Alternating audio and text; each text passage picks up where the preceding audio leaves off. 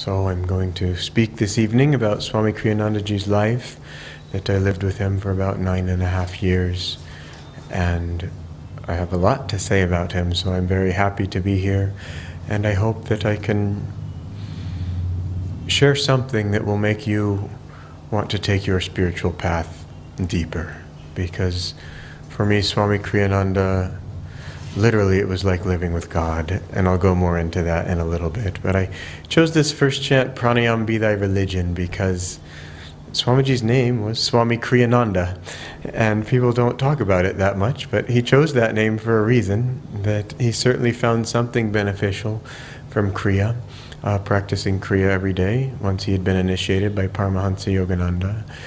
And so it's something for us to think about what Kriya could do for us. And we can look at the life of Swami Kriyananda, who once he took that vow to practice his Kriya Yoga, that he never broke that vow for the rest of his life. So it's just one interesting point to ponder. I'm going to give you many interesting points this evening to think about. So Swami Kriyanandaji was born in Romania, and his father was a geologist and was sent there to find oil.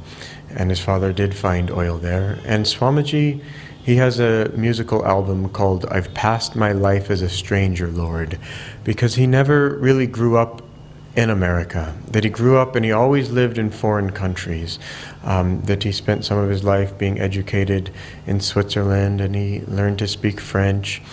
In fact, Swamiji he was fluent in 7 languages.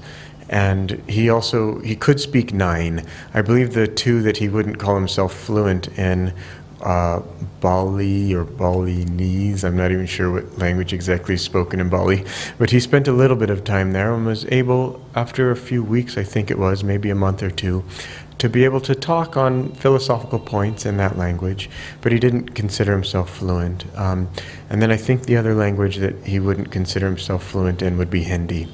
But otherwise he learned 7 languages. And yes, Swami Kriyananda was a genius. But I've known other geniuses in this lifetime, that I went to college with a man who could, like Vivekananda, read a textbook and then just quote out of his mind what was on page 350 or whatever.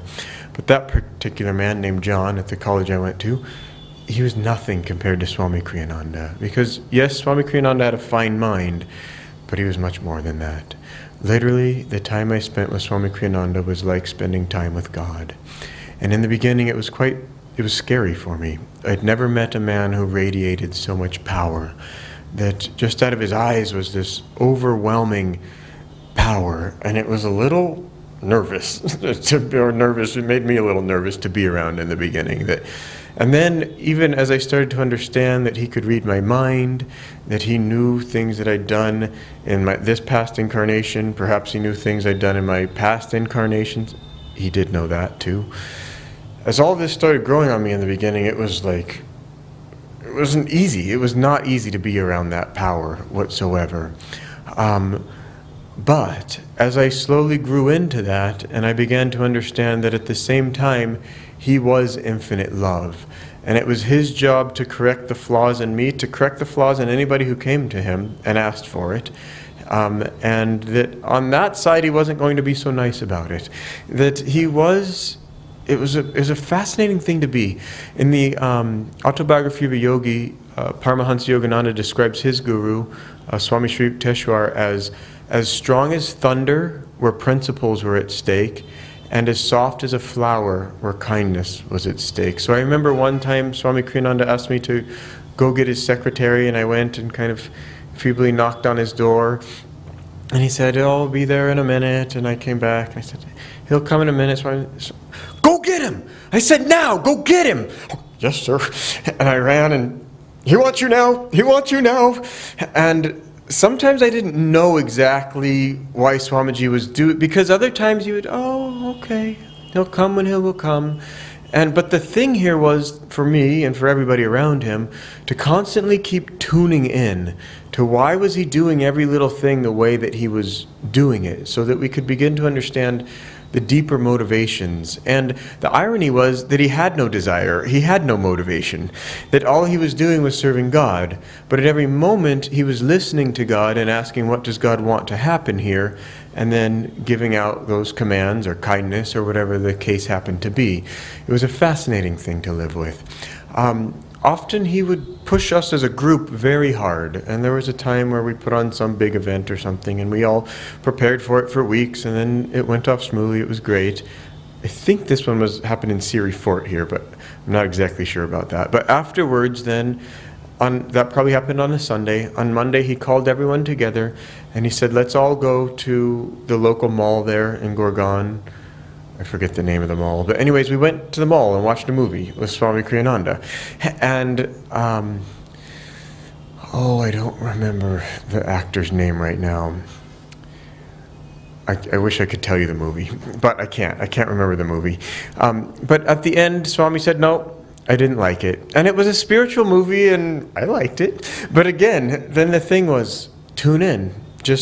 It wasn't that I had to be 100% like Swamiji on the outside, but I was curious, what was it about the movie that he didn't like? Someone asked him, actually, and he said, oh, it was too emotional, that the movie really took your emotions up and then down and up and down, and that he didn't appreciate that aspect of it. I watched many movies with Swamiji, actually. That was the only time we went to a theater with a large group, but often he would call a group of us together to watch a movie. I almost said to meditate, because at that time when he would call, that I normally would just sit in the back and I would meditate, because by that time of my spiritual evolution and being in his presence, that I knew that this was a very rare opportunity to spend in such a close space with a saint and be able to just be quiet and inwardly attuned to him. And he would do things like this, like have us all come watch a movie,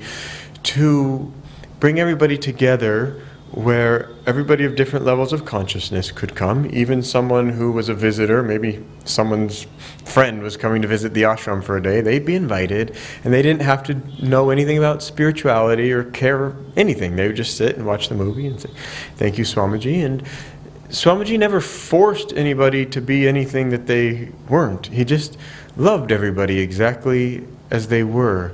In fact, he said the words to me one time, I love everybody absolutely the same. I may have said this in the lecture I gave last week, that he said, I love everybody absolutely the same. And he was the first person who actually meant it that I'd ever met when he said that. That he did, somehow he just saw God in everybody, and he gave that love to everybody. But it was our job to receive that love. And the first step was to realize who he was, because although he did have the power to do miracles, he didn't show them. He almost never showed them, unless you were in tune. Here's another example of that, that often we would have monk satsangs, and we'd all go and have this satsang. And every week you'd say, oh, today I have a bone spur. I went to the doctor and they put in this injection. Or you'd say, oh, I broke a rib today. Or, oh, I have colon cancer today. And he would just say it like a little child, like, I don't know what colon cancer is, but they tell me, oh, I have diabetes today. Oh, I had this terrible nosebleed. Oh, I broke this. Oh, I broke that. In fact, he went to the doctor one time. I'll tell a couple doctor stories. He went to the doctor and they had this health checklist. You know, have you ever had a major surgery? Yes, he'd had both hips replaced. He had a pacemaker. Have you ever had headaches? Have you ever had bronchitis? Which he went down, he checked every box on that entire checklist. And then the last question was, how would you rate your overall health? And he wrote, perfect. Because he wasn't identified with his body, that his happiness couldn't be shaken by all of these things, and then those weren't his things. As you got to know him, he was taking them on for other people. I'm not sure if I should say this on the record, but I will, and you'll see why I'm not sure if I should say it, that one person who is very close to Swami Kriyananda wrote a book about him called Swami Kriyananda As We Have Known Him. And it's a beautiful book where many people give different accounts of what Swami Kriyananda was like. And she was reviewing the book with Swamiji, and Swamiji told her that he broke a rib in order to take on karma for the community in Italy, that they were having some struggles or whatever, and so she'd written it in the book, and he told her, you can't write that in the book, that I don't want people coming to me just for these type of things, that basically they have to figure out who I am or not. I mean, he didn't say it in those words.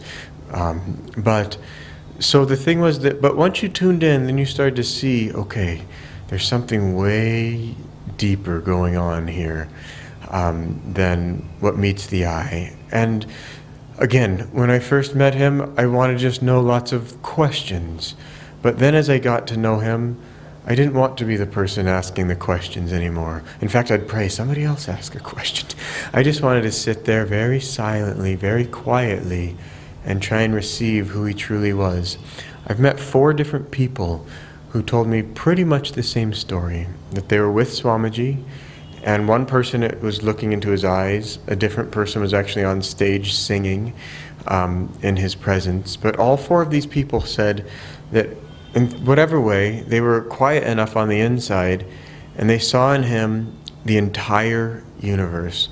One of my favorites of those stories that was told to me, that particular person told me that he felt that the more that he could just make his ego, I'm pointing here for ego, make himself become nothing, that the more that everythingness would come through Swami Kriyananda and just fill him and turn him into everything as well. And when you meet one person who tells you, okay, a story like this, but when you start, and not one of those people was like in a crowd or wanting to, they weren't sure if they should tell me the story. It was a very personal thing for them, and I hope I'm not sharing their very personal things with everybody, but then you start saying, okay, there's something else going on with this man, and then you too want to try to take the most that you can, and you begin to understand that you want to take his consciousness, not so much his words. For some reason I feel to talk about past lives this evening. So I was in LA and Swamiji was giving a big lecture, and someone raised their hand and said, were you Sanjay? And Swamiji said, who's Sanjay? And then the crowd got a little awkward, and Swami just, oh, I know who you mean, in the Bhagavad Gita. And then once the crowd was laughing, then Swamiji said, you know, it's just another trap. That when our consciousness starts growing and we want to know more about ourselves, we wonder what our past lives are, but on this way, and Swamiji did talk about his past lives also, I'm going to talk about that, but in this particular perspective, we begin to realize that even if we do start understanding what our past lives are, that's not who we are. That always we're something greater, that there's something greater within us, that in essence God lives within us, but we've clouded that over with all kinds of desires and delusions. But living with Swamiji, you got to see what it was like when someone had achieved that state, when someone had realized who they truly were. So to stick on the many incarnations thing, sometimes we would sit at his feet and he would tell us when he was King Henry in England. It was one of his past lives. And it was a very funny thing because when he first found it out when he was a young man, I think Master may have hinted, or I'm not sure exactly how he found out, but he went and read all the books, and in one particular book they said that he died by eating a surfeit of eels. He ate too many eels. And Swamiji was just like, these, oh, he gave them a particular name for the authors who were very steeped in just literary works or something, but he said, these writers, they don't know anything. That's not how he died.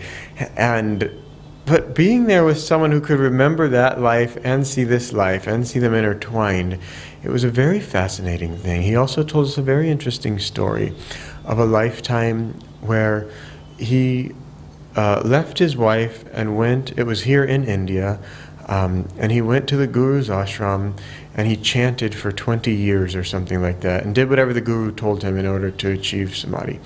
And his wife came one day and said, I too want to live here with you and find God. And he said, get away, you have Maya. That I'm done with being married, my life is only for God. And then I believe she died just of a broken heart, that her husband no longer was rejecting her. I'm not sure exactly how she died. Then he also did something not quite right with his guru. I don't remember the exact story. But then he died also of a broken heart, that he had, something went wrong with his guru. He no longer had God. He no longer had his wife. And he was very sad. And so he said in this incarnation he was born with a heart murmur, and that he had to have a pacemaker. And it was because he did a very bad sin of when his wife wanted to know God. If anyone wants to know God, and we have it within our ability to help them know God, we have to help them. That to turn someone away from the spiritual path or away from God is a very big sin. And so, I want to go more into this past life thing, because also for me, I first came, and here I am. I don't know really anything about all this stuff. In fact, I'm really looking at people. They're all talking about chakras and energy, and can you feel this and that, and Swamiji said this, and I just wasn't sure about any of this. And so to add to this, people would come through the ashram just all the time, saying all these different things. One person came in and he thought that Swamiji was John the Baptist, and okay, I don't know. Another man came in and said, I'm sure of it, and this was some big Swami from some other organization. I'm sure Swami Kriyananda was Beta Vyasa. Okay, I don't know. And so all these, living in an ashram, it can be a little bit crazy. But then I really got to a point of, what did Swamiji say? And Swamiji never said any of these things. I mean, people throw out all kinds of things, and you just don't know what to believe in the beginning. But when you have a Swami Kriyananda who really knows truth, then you just tune into that one person. And then when everybody outside around is saying all kinds of crazy things, you think, well, might be true, might not be true, but I know that this man knows truth. And so I got to that point in myself where I knew intuitively that he knew truth, but I had to ask myself, now, how is it that I receive this truth? And again, as I said, that I knew that that couldn't come from asking questions. And so I knew it had to come from receiving what he had. But I began to understand that if even I was sitting in his presence, but my mind was thinking about the past, or my mind was thinking about the future, or my mind was thinking about anything, that I really couldn't listen to what he was saying on a very subtle level.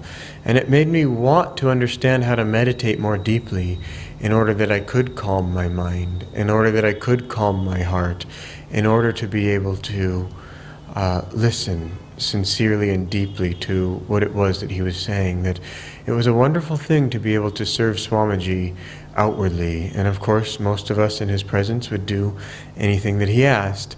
But the higher thing, as you got to know him, was to learn how to serve him inwardly. And let me tell that Paramahansa Yogananda told Swami Kriyananda, Walter, you have a great work to do. And then he repeated that several times. Rajarshi Janakananda told him the same thing. And one day Swamiji was giving a lecture to a large group of us, and he said that this work, Ananda, was that large work that I had to do of founding all of these communities all over the world. He said, and Master said that, what did he say? You will find the strength to do it. You have a great work to do, and God will give you the strength to do it. That's what he said. But so then, that's what Master said to Swamiji. So in that lecture, Swamiji said, and all of you are that strength. And I meditated on that for a long time, because I wondered, is it that we are like the workers going out in the field and doing things? Yes. But was there a deeper level to it? Did it mean that we, as we attuned our consciousness to his consciousness, that we were his strength on a deeper level, that we could provide something on a spiritual level? And when you start getting into that question deeply, it again makes you ask, who am I? And this guru-disciple relationship, that it's the guru's job in order to make us also a guru. And that turns into a whole interesting... I have so much to say about Swamiji. I'm not sure where I want to go with all of this, but I'll go into that for 1 second. Because, you see, the other day, I don't know when it was, but for a long time I thought, okay, I'll keep going on the path, I'll keep going on the path, I'll keep learning things, I'll do my meditation, I'll serve, and one day I'll grow, and one day too I'll be a guru. And one day it came to me and I thought, I realized, I will never be a guru, ever, ever, ever. 10,000 incarnations from now, no matter how many kriyas I'll do, I'll never be a guru. And it was the most freeing feeling, number one. But number two, let me explain that. It's a realization that comes, but the realization is that the ego, it can never be a guru, ever. And that there is only one guru, and that guru is God. And that God, yes, he manifests through other true gurus, but even Master, when people said, oh, I hear he was your first disciple, he would say, no, that I don't have disciples. And they would say, well, what do you mean? He would say that he didn't think of himself as a guru, that there was only, like that ego, it just wasn't doing it. Anyway, this is something that comes as our ego starts coming down more and more. And so Swamiji had the ability to give us that level of consciousness, but it's not an easy thing to get rid of ego. It's not an easy thing to decide, I no longer want to be me. But I want to explain the whole trick of the thing, is that if you can decide that you love another human being more than you love yourself, then you can get free of ego. And that sounds easy, and we practice it every day with our children or our spouses or our co-workers who treat us badly, and we just decide not to yell today and that we're going to be nice to them anyways, that we're practicing this perfected love. But true love, perfect love, it's not an easy thing. Again, I said in an earlier satsang that someone was... Oh, two stories. One, someone was praying to Master mentally, I love you, Master, I love you, Master. And after a week, Master came and said, I love you too. But another person was praying that to give me your divine love, Master.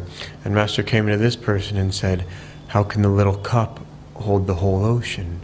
That we have to expand our heart to have that infinite love for everybody. But it's the strangest thing to live with a God-realized Master.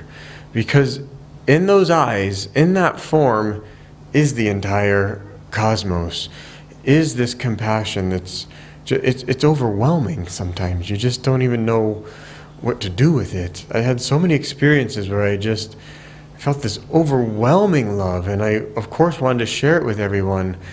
And then to just bring that into the office and be sending emails or making phone calls, it's a very strange thing. And having someone who knows what they're doing and they slowly are just making you grow spiritually in the right way at the right time, it's definitely a necessary thing on the spiritual path, because our intellect, our ego, it cannot bridge the gap between this finite world and the five senses that we live in and infinity. It's simply we cannot make it on our own. That there has to be a channel who's already made it, who then helps us cross over like that.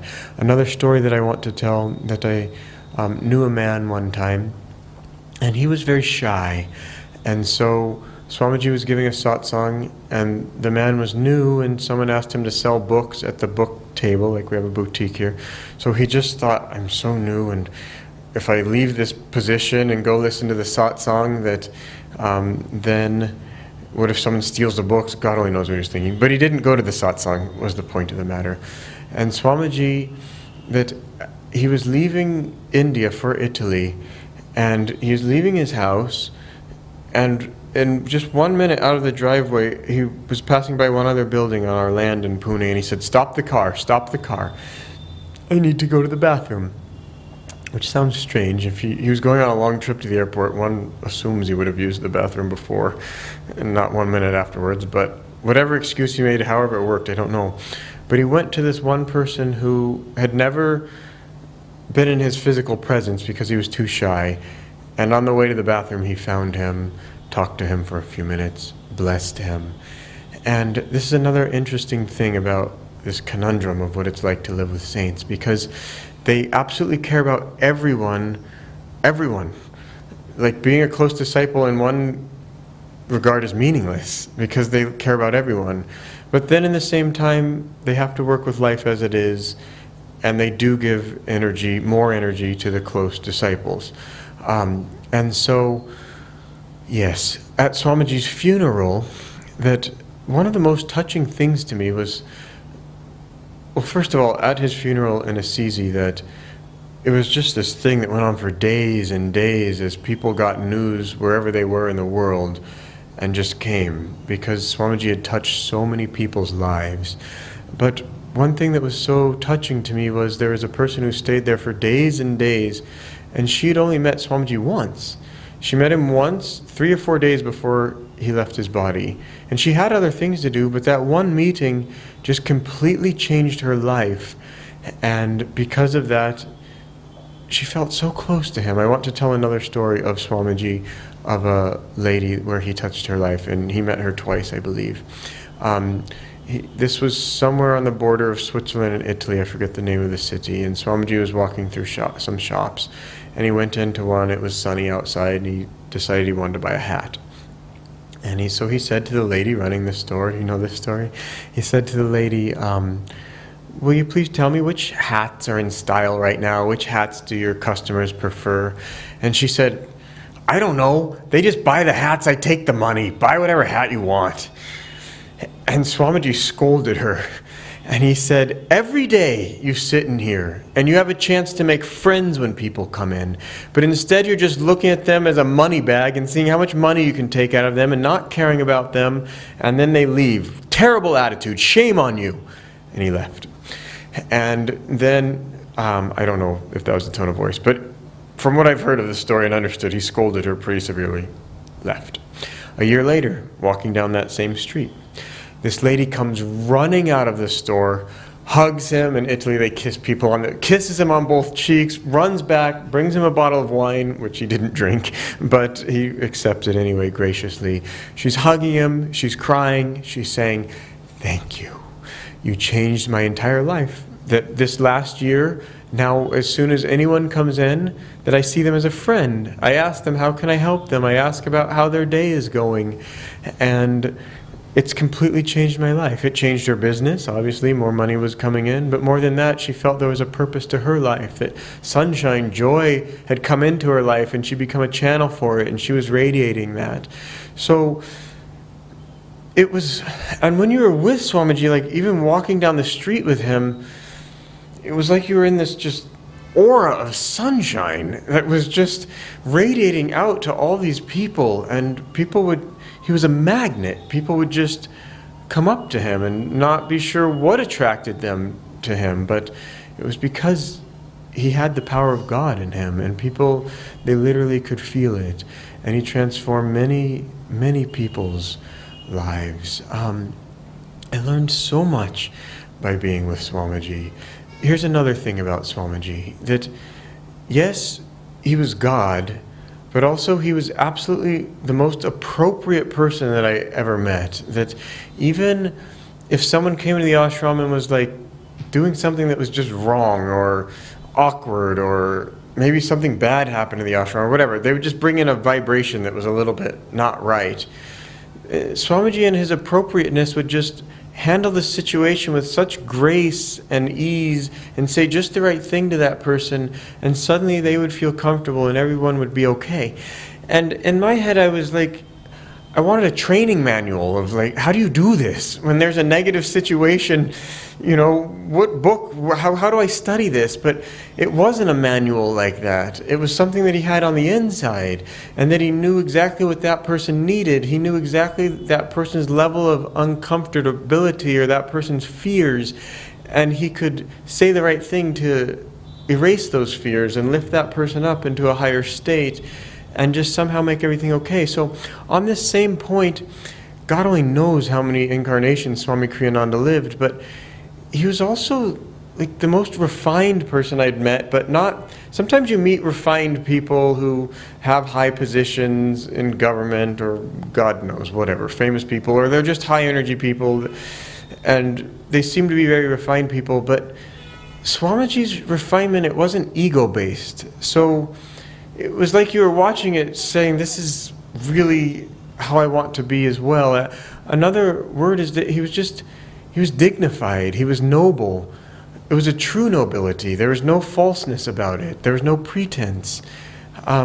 It was so real. And so when he would be on stage and he would lecture, you would feel like a little child was telling you these grand truths, and it was a little bit of a weird feeling, but it was really nice.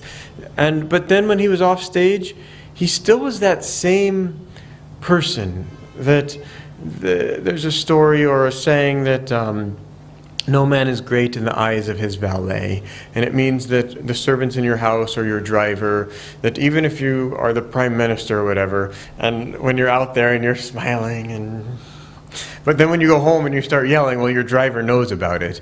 But of Swami Kriyananda, he was always the same. And it's an interesting thing to think about, because that sameness is who we truly are also. That on the inside, he radiated something. It's hard for me to explain, but I want to tell this story also. That there was, at the end of his life, Swamiji was making all of these movies, and one, I don't even know if he was the producer or the director or something, this Italian fellow who had made other famous movies in Italy. And so Swamiji was interviewing him to see if he would be appropriate for this particular movie. But when that man came out and was talking about Swamiji, he says, allora, he flies. And the way this man had this artistic temperament and just his Italian accent, and he flies, because Swamiji, even at age 86, he would just walk with his hands behind him, and he kind of tottered because now he was a little old, but he would just walk with his heart out like this. He just radiated out so much love, and getting it through that Italian filmmaker's eyes, that he flies, because he had this grace that even though the old man style was there, these little footsteps, he was gliding through life. And Swamiji was maybe 84, I don't remember exactly when this happened, but he wrote something called the Material Success Lessons Through Yoga Principles. And at that time I was typesetting that, and then I would mail it to people once every 2 weeks. There's 26 of those lessons. I would mail them. And we were just getting the thing going, and Swamiji had a few more lessons to write. I don't remember what the number was. And I was thinking in my mind, I'm going to typeset these. I'm going to catch up to him. Like, I'm going to work so hard that I'm going to overrun him so that I can just be like, Swamiji, I'm waiting on you. I don't know why I thought that, but it never happened. Swamiji, when he set his mind to something, he could be the most disciplined person you'd ever seen in your entire life, and he would just do it. And I hope I'll remember to tell a story about that also. So I didn't catch up. In fact, I got sidetracked in here and there and everywhere, and he finished way before me. And on a day when I was contemplating that, Swamiji asked me to help him up the stairs. And I'd been going through a lot, doing a lot of work that day or whatever, and I just felt a little like, okay, up the stairs, here we go. I was 20-something at that time, and he was like, come on.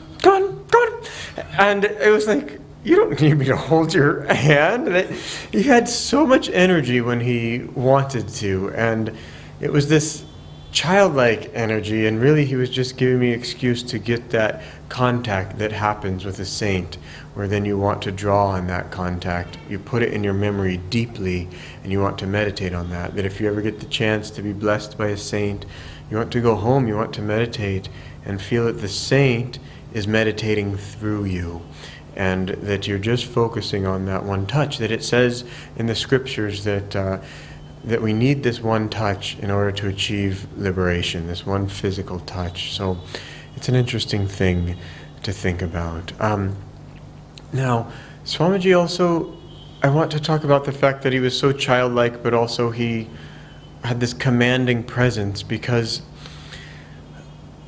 he was the perfect balance of it. I mean, and it's such a, we're all trying to find balance. He was also a perfect balance of male and female.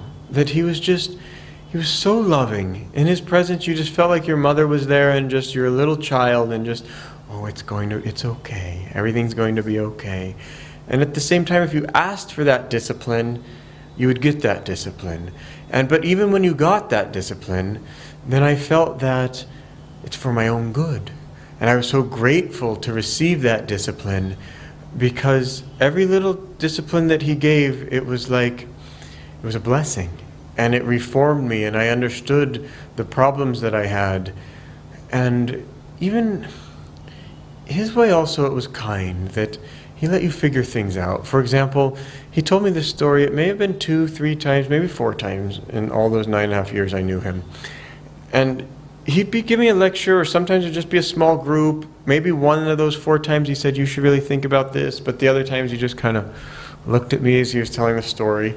And this story is that there was some Hollywood producer and a director came up, no, a screenwriter gave this play to the producer, and then the screenwriter asked, did you like it? And the producer said, it's wonderful, great, stupendous, magnificent.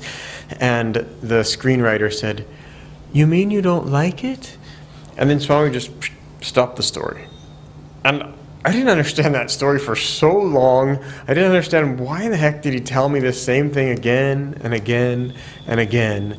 But finally I understood that we're trying to get our heart calm. We're trying to be even-minded. We're trying to be centered. And that we can express to people, actually it's a difference in American culture and Indian culture also. We can express gratitude. We can express our joy of the company of other people without being so outwardly, it's so great, wonderful, that hyperbole. It's not necessary, and it actually almost diminishes when you have a special relationship with someone, or if they've done something very special for you, that if you commune on that higher inward level, that sometimes it can be right. Sometimes the outer expressing gratitude is correct also. But Swamiji just let me tune into that in my own way, and it took me a really, really long time. Another story I want to tell about Swamiji is he gave us our Brahmachari vows when I started wearing yellow. That's not true. I was wearing yellow before that. We went through a couple series of vows, but when he started the Nayaswami order, he had all the brahmacharis come up, and the Nayaswamis were receiving a blue, like, scarf piece of cloth, and I guess the Tyagis at that time, who cares what their color was, I don't want to make things confusing, but the pilgrims were receiving a white one, and the brahmacharis were supposed to receive a yellow one. But somehow in the organizing of the ceremony, the person who was supposed to bring those forgot the yellow ones. So we come up to him and he says, oh, I'm sorry, we forgot this. And we just said, it's okay, Swami, it's okay. He says, I promise I will, do this part of the ceremony for each one of you individually later when we have these. And so we then went to his house, which was in Gurgaon at that time. And each one of us he put over our heads like this, but to two of us, and I don't even remember which two he said it to, because the feeling was so wonderful. It may have even been myself of one of them, I don't remember. But I felt the blessings were just overwhelming. He just said, I've got you now. It was like he was putting a lasso and whether it was I was one of those people or not, but I just felt, whew, it's like I'm free. I just have to keep attuning here to the Guru, and I'm free. That how wonderful it is to be with someone who's where I want to be. Some scripture somewhere says that the Guru is like an umbrella, that just whether it's storming outside, that when you're under that umbrella, you're protected, that you're protected with the Guru's grace. And yes, the Guru can take karma for us, like I was saying with the all the different incidents that he'd had with his physical body. But more than outward karma being safe, that all of these lifetimes and lifetimes and lifetimes we've been searching for God, finally the search is over, because there he is right there. I found him. There's God, he's right there in the body. And there's nothing, you don't really have to do more than that once you've found him. You just have to be supremely grateful that there he is, and just open yourself up to that joy of being with him. And that relationship, then it becomes eternal. It becomes a very, very deep and wonderful thing. And even to this day, I do want to leave a little time for questions if we have them, but I want to talk for a few more minutes about my beloved Swamiji. That even to this day, I still feel his presence on the inside. And that I'm still, for me, it's not like he's not with me anymore, even though he left his physical body, that I still have this inner relationship. And any human being could develop that relationship if you wish, to tune into Swamiji, to tune into Paramahansa Yogananda. It's another thing about the Guru and Swamiji, that he never wanted to be called a Guru, that he said on my tombstone, I want it to be written, he was a great disciple. And because he wanted to set an example for all of us, that really the way to finding God is to not think of how great we are, but to think how much in tune with the Guru we are, how much we love the Guru, what can we do to serve the Guru. All of these little things that helps diminish the ego and helps bring us back closer to God. Another story that's in my mind is, there's a friend of mine, I won't say his name, but Swamiji demonstrated his omnipresence to this friend, and it just terrified him. He just, how do you know? How do you know? Because he told him something very personal about his family. And then Swamiji just casually said, oh, somebody told me. And he, no, in this personal family, no one, who could have told you? No, how do you know? And again, he just brushed it off and just said, yeah, just somebody told me. He never said who that somebody was. God only knows if it was an astral being or he had some direct conversation with Master. We don't know how these things work. But he never tried to force anybody's consciousness to expand at a faster rate than it needed to expand. That he was just right there, just giving us the right things when we needed it. And Swamiji, he founded 7 communities throughout the world. Things that are still going on, and places where people are still continually coming to find God. And so Swamiji also, yes, he was great, but he was also training other people to become great. And really that's the true measure of a saint, that you look and you look to see what are their disciples about, because often the saints, they hide. I think it was when Swami Kriyananda met Swami Chidananda, but I'm not sure if it was Chidananda, but I believe it was someone from the Shivananda lineage, that Swamiji couldn't tell whether he was great or not. But then he started looking into the eyes of his disciples, and then he knew that he saw such great, great depth there. And so, yes, so Swamiji, so now we can also get to know Swamiji through all of those who were close to Swamiji. And Ananda, it's a very, very big place now. So I don't want to say the big names of this guy or that guy in this ashram in Ananda, but get to know Ananda. Try to travel to some of the other centers in India. If you can, try to travel abroad. Go to Assisi, go to one of the several communities in America, and meet the people there, because they are still to this day, they're transmitting what they learned from Swamiji, and there's a lot of grace there, there's a lot of power there, a lot of spiritual power. If you ever get a chance, go visit Ananda Village. That it's literally a heaven on earth. If you've seen the movie Finding Happiness, it's literally like that, that it's such a wonderful, wonderful place. So Swamiji did it all. That he managed to, as I was saying in the beginning, do his kriyas every day. He managed to do his sadhana. He managed to lead a tremendously large spiritual organization. He went through every problem you could ever imagine, but he still stood on his 2 feet and he faced life squarely as it needed to be faced. And he managed to show us how we too can become saints, how we can balance our meditation and our seva. And living with Swamiji, saying the words, it made it seem possible, that's not enough. It was possible. He showed us, this is possible. You can dream. You can dream really high. That you can become whatever you want to become. And that you can live a life of perfect joy. So I'll stop there so that we have several minutes for questions. If anybody has questions on anything, I would love to answer them.